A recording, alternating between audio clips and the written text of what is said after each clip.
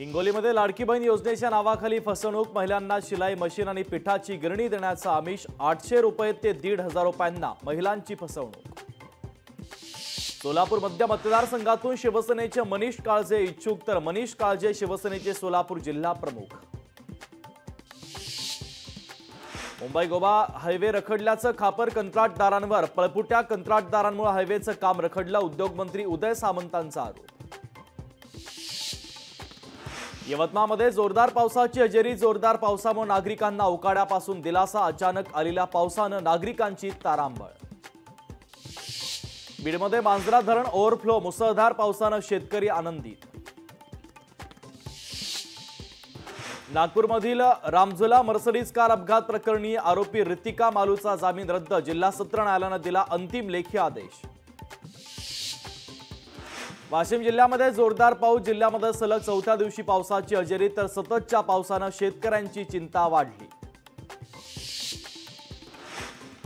उल्हासनगरमध्ये महापालिकेचा अजब कारभार, ऐन पावसाळ्यामध्ये रस्त्याचं खोदकाम, मनसेचे उल्हासनगर जिल्हाध्यक्ष आणि नागरिकांकडून संताप व्यक्त।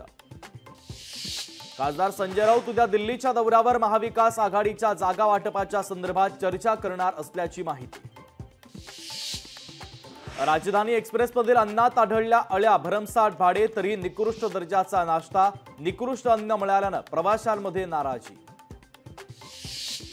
अमरावतीमध्ये मुस्लिम समाज कार्यकर्त्यांचा उपमुख्यमंत्री अजित पवारांना काळे झेंडे दाखवण्याचा प्रयत्न, अजित पवारांच्या दौऱ्याला मुस्लिम समाजाचा विरोध। रेल्वे ट्रॅकवर आता राहणार ड्रोनची नजर, मध्य रेल्वे लवकरच 10 ड्रोनची खरेदी करणार, रेल्वे घातपाताच्या पार्श्वभूमीवर प्रशासनाचा महत्त्वाचा निर्णय। धनगर समाजाला अनुसूचित जमातीचं प्रमाणपत्र देण्यात यावं, हिंगोलीचे खासदार नागेश पाटील आष्टीकर यांचं मुख्यमंत्री शिंदे यांना पत्र।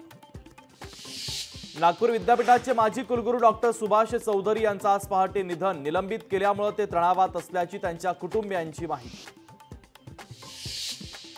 विधानसभेच्या तोंडावर पालघर, शिवसेना उद्धव बाळासाहेब ठाकरे पक्षामध्ये नाराजी नाट्य, स्थानिक पदाधिकारी, सहसंपर्क प्रमुख आणि उपनेत्या ज्योती वाघमारे यांच्या विरोधात नाराजी। मालेगावमधील गिरणा धरण तुडुंब भरलं, पाण्याच्या पातळीमध्ये वाढ होत असल्यामुळे धरणाचे 2 दरवाजे उघडले। उमरखेड विधानसभेत उमेदवारीसाठी भाजपमध्ये रस्सीखेच, उमरखेडसाठी भाजपकडून 3 जण इच्छुक। लोकशाही मराठी ऐका, पहा, जागरूक रहा।